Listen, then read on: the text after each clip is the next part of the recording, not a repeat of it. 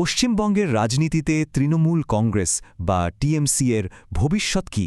চলুন আজ এই প্রশ্নটা নিয়েই একটু কাটাছেঁড়া করা যাক। অনেকেই তো বলছেন এবার তৃণমূলের রাস্তাটা বেশ কঠিন, কিন্তু কথাটা কি পুরো সত্যি? আসুন একেবারে নিরপেক্ষভাবে ব্যাপারটা বোঝার চেষ্টা করি। দেখুন, রাজনীতিতে না এত সহজে কোনো কিছুই বলে দেওয়া যায় না। তাই যখন কেউ বলে টিএমসির কোনো চান্সই নেই, এটা আসলে বড্ড বেশি সরল করে বলা হয়ে যায়।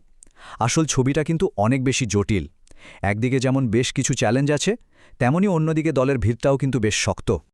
তাহলে সবার আগে চলুন দেখে নিই টিএমসির সামনে ঠিক কি চ্যালেঞ্জ এসে দাঁড়িয়েছে। প্রথমেই আসছে অ্যান্টি ইনকামবেন্সি, মানে সোজা কথায় দীর্ঘদিন ক্ষমতায় থাকার একটা ক্লান্তি। ভাবুন ২০১১ সাল থেকে তো টিএমসি সরকারে আছে। এত লম্বা সময় পর ভোটারদের একাংশের মধ্যে একটা বদলের হাওয়া উঠতেই পারে, তাই না? এরপর দ্বিতীয় বড় চ্যালেঞ্জটা হলো দুর্নীতির অভিযোগ। এই যে ধরুন স্কুল চাকরি বা গরু পাচার, এসব বিষয়গুলো নিয়ে যে এত তদন্ত চলছে, সেটা দলের ইমেজের ওপর একটা বড়সড় ধাক্কা, এটা তো মানতেই হবে। ৩ নম্বর পয়েন্টটা হলো একটা শক্তিশালী বিরোধী দল, বিশেষ করে বিজেপি। এটা অস্বীকার করার উপায় নেই যে গত কয়েক বছরে রাজ্যে ওদের সংগঠন কিন্তু অনেকটাই গুছিয়ে উঠেছে, আর এটা টিএমসির জন্য একটা বড় চিন্তার কারণ। তারপর আসছে দলের ভেতরের সমস্যা, মানে যাকে আমরা বলি গোষ্ঠী কোন্দল বা অসন্তোষ। এটা কিন্তু যে কোনো সংগঠনকে ভেতর থেকে অনেকটাই দুর্বল করে দেয়। আর সবশেষে ৫ নম্বর চ্যালেঞ্জটা হলো কেন্দ্র রাজ্য সংঘাত। কেন্দ্রীয় সরকারের সঙ্গে সবসময় একটা যে সংঘাত লেগে থাকে, তার ফলে অনেক ডেভেলপমেন্টের কাজ নিয়ে বিতর্ক তৈরি হয়, আর ভোটের সময় এগুলি বড় ইস্যু হয়ে যায়। কিন্তু একটা মুদ্রার তো দুটো পিঠ থাকে, তাই না? এই এতগুলো চ্যালেঞ্জের পরেও টিএমসির হাতে এমন কিছু তুরুপের তাস আছে যা ওদের এখনও পশ্চিমবঙ্গের রাজনীতিতে এত শক্তিশালী করে রেখেছে। চলুন এবার সেই দিকগুলো একটু দেখি। টিএমসির সবচেয়ে বড় শক্তিটা কি? অবশ্যই ওদের শক্তিশালী গ্রাসরুট সংগঠন। একেবারে গ্রাম লেভেল পর্যন্ত যে নেটওয়ার্কটা ওদের রয়েছে, ভোটের ময়দানে এটাই ওদের বিরাট অ্যাডভান্টেজ। দ্বিতীয় শক্তিটা হলেন মমতা ব্যানার্জি নিজে। তার যে একটা ব্যক্তিগত ক্যারিশমা আর জনপ্রিয়তা, সেটা কিন্তু এখনও বহু ভোটারের কাছে কাজ করে। বলা যেতে পারে এটাই দলের সবচেয়ে বড় অ্যাসেট।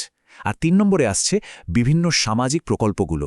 এই যে লক্ষ্মীর ভাণ্ডার বা কন্যাশ্রী, এই স্কিমগুলো কিন্তু সরাসরি প্রচুর মানুষের কাছে পৌঁছেছে, আর এর ফলে একটা বড়সড় সুবিধাভোগী ভোট ব্যাঙ্কও তৈরি হয়েছে। তাহলে ব্যাপারটা কি দাঁড়ালো? একদিকে ৫টা বড় চ্যালেঞ্জ, আবার অন্যদিকে ৩টে মজবুত শক্তি। এই দুটো দিকের টানাপোড়েনের মধ্যেই কিন্তু লুকিয়ে আছে পশ্চিমবঙ্গের রাজনৈতিক ভবিষ্যৎ। এই দেখুন, একদিকে যেমন অ্যান্টি ইনকামবেন্সি, দুর্নীতির অভিযোগের মতো বড় বড় চ্যালেঞ্জ, তেমনি অন্যদিকে মজবুত সংগঠন আর মমতা ব্যানার্জির মতো জনপ্রিয় মুখের শক্তি। এই যে একটা ব্যালেন্স, এটাই পশ্চিমবঙ্গের রাজনীতিকে এতটা ইন্টারেস্টিং করে তুলেছে। সুতরাং আসল কথাটা হলো, রাজনীতিতে একদম হেরে যাবে বা একদম জিতে যাবে এই ধরনের কথা বলার কোনো মানেই হয় না। আগে থেকে কিছু বলা প্রায় অসম্ভব, কারণ আসল রেজাল্টটা তো আরও অনেক ফ্যাক্টরের উপর নির্ভর করে।